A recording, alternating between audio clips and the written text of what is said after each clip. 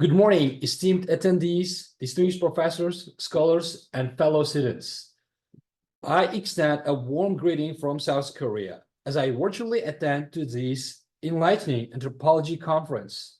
It's a truly pleasure to be a part of a company of such esteemed individuals sharing insights and knowledge across borders and disciplines. Allow me to introduce myself. I'm Kamit Khan from Uzbekistan, currently pursuing my Master's in International Trade at Pusan National University. Today, I'm so excited to present my research digging into the captivating intersection of anthropology and business.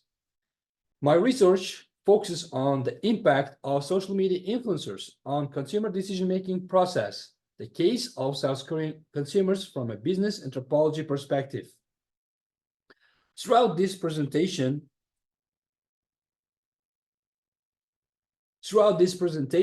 I will guide you through my study involving the research background, literature review, methodology employed, the compelling results obtained, discussion of findings, and, of course, a candid exploration of limitations.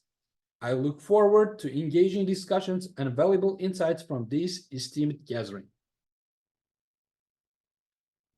In the era of widespread internet access, individuals are interconnected through information and communication technology.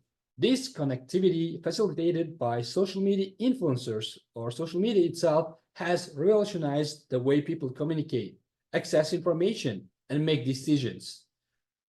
Social media platforms enable creation, sharing, and exchange of information and opinions within virtual communities, giving a rise to a new category of influential figures known as social media influencers.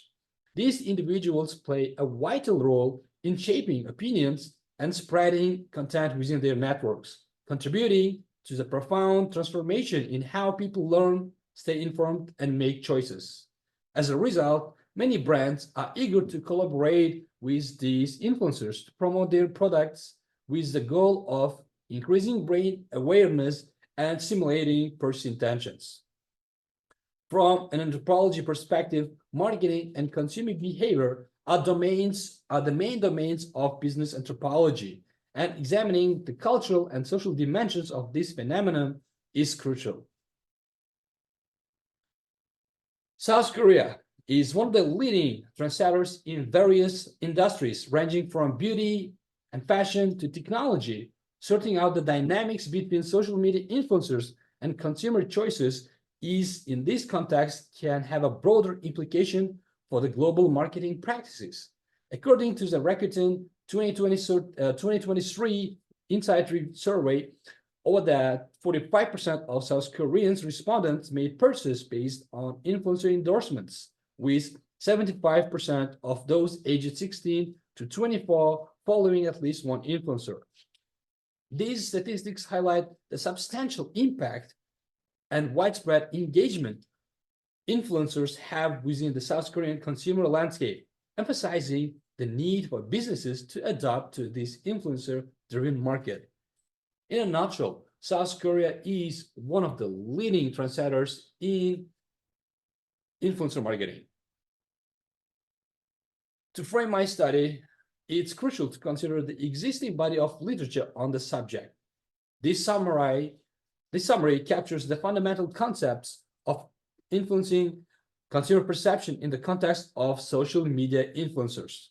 Source credibility, introduced by Holland and Weiss, emphasize trustworthiness and expertise as core principles. Maguire introduces source attractiveness, focusing on factors like similarity, familiarity, and likability, all contributing to the positive consumer perception. Cummins brings fourth concept of product matchup, highlighting the positive impact of aligning a product with an SMI. Additionally, LL1's communication concept explores the positive perception fostered by hedonic motivation, interactivity, informativeness in SMI interactions. These concepts collectively offer a broader understanding of the factors shaping consumer perception in the social media influencer marketing. Building upon the existing research, literature review, and qualitative analysis, which I will talk later deeply, I've developed the following hypothesis. This hypothesis not only incorporates traditional aspects of studied in the social learning theory framework, but also considers the cultural nuances on social dynamics uncovered through business anthropology lens. This approach aims to provide a more comprehensive understanding of the complex interplay between SMIs and consumer decision-making, particularly in the context of South Korea. My research follows the sequential exploratory approach, a mixed method approach. Data collection is divided into two separate but integrated phases, qualitative and quantitative. Mixed methods research provides both in-depth qualitative insights and broader quantitative data, enabling a comprehensive understanding of our research problems while maintaining flexibility to adapt to a changing research needs. This approach enhances the validity and credibility of findings through triangulation and can address complex research questions effectively. And as you can see in this graph, we have all these two phases integrated together, starting with qualitative data collection, moving to data analysis, and as well data collection, data analysis, and interpretation. In the qualitative phase of research, I conducted semi-structured interviews and with Korean nationals who actively engage with social media and follow social media influencers. Each interview lasting about 50 minutes was recorded with the participants' informed consent, and the snowball sampling and convenience sampling were used to recruit and identify interview participants. And here is information about the interview participants. And as well, last spring, I was lucky enough to attend High Plains Society for Applied Anthropology, and I gained valuable knowledge from distinguished professors and scholars from this field, directly. It was a great help. And I used all the previous literature reviews available from anthropologists while conducting consent form and making interview questions. The data from these interviews were analyzed using Atlas TI involving detective coding method based on the initial set of codes. This approach revealed 6 thematic categories offering valuable qualitative insights into the impact of SMI on social media usage among participants during the 4-month study period. In this slide, you can see that the frequency of codes based on the interviews, and as well, with the help of my professor, Richard Shannon, I had always kept my diaries and field notes, which are considered an essential parts of anthropology, especially in a foreign setting. And as well, interview transcription, as I mentioned, was used by Atlas TI. As well, it was moved to another phase in which I manually checked all the transcriptions. And as well, the coding process, as mentioned, provided some valuable thematic insights, which were used in the next step in the quantitative part. During the quantitative phase, I distributed a survey to 186 individuals aged 20 to 36, actively involved in social media and following social media influencers. The survey covered 7 key areas, including qualifications, inquiries, social demographic inquiries, social media related questions, assessment of SMI source credibility, evaluation of SMI attractiveness, examination of SMI communication patterns, and as well, the assessment of SMI product matchup and purchase intention.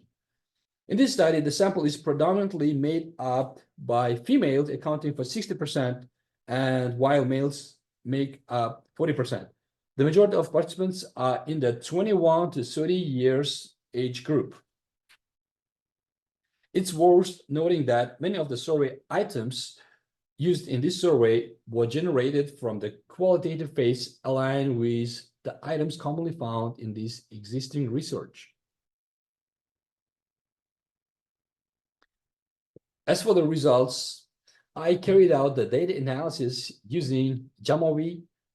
It's a software similar to SPSS, involving statistical tests like principal component analysis, and as well Pearson correlation coefficients and multiple linear regression to test the research constructs.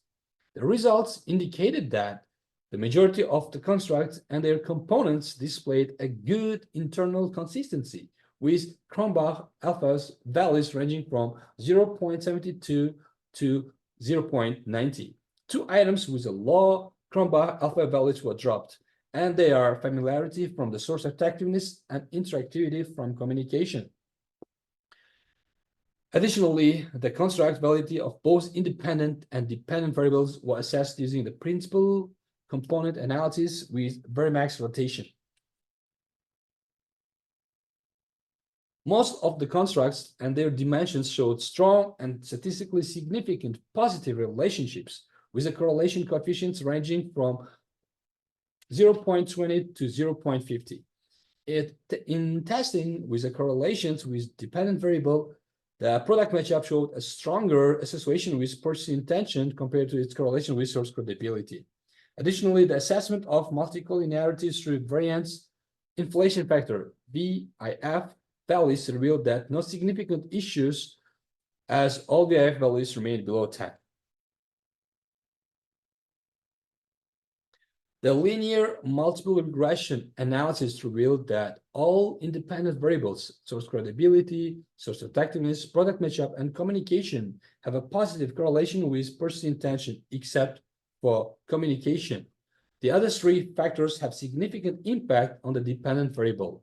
When studied individually, source credibility is the factor with the most contributes to the variance of purchase intention, explaining 18% of its total variance. Besides adding demographics factors, namely age, gender, and education, explained 41% of the variance.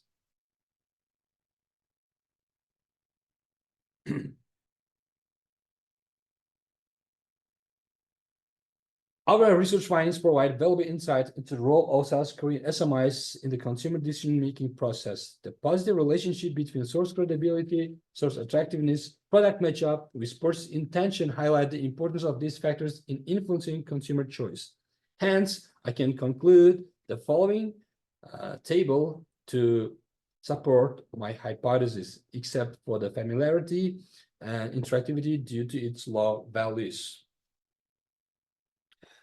The research findings showed that in Korea, generally, people tend to view the preferred social media influencers as both credible and attractive, finding them to be well aligned with the products they endorse, possessing effective communication abilities. The results come from that consumers generally hold a positive perception about products endorsed by SMI. However, they are still their inclination towards purchasing these products remains relatively low. As a candidate, I can say there are quite limitations of this research. First of all, the sample size is fairly small to represent the population of South Korea, which means data is not representative of all the target population under the study. And as well, the data collection process, the sampling method was snowballing in convenience through online surveys, with the most participants falling within 21 to 30 age group. And as well, there might be a possible language barrier as the interview was carried out in English. And before I end my session, I wanna express my gratitude and appreciation to all these people in this field, and as well my professor for always being here, and as well he's here still. And I hope you all have a great time in Santa Fe, and I hope to see you again. Thank you so much.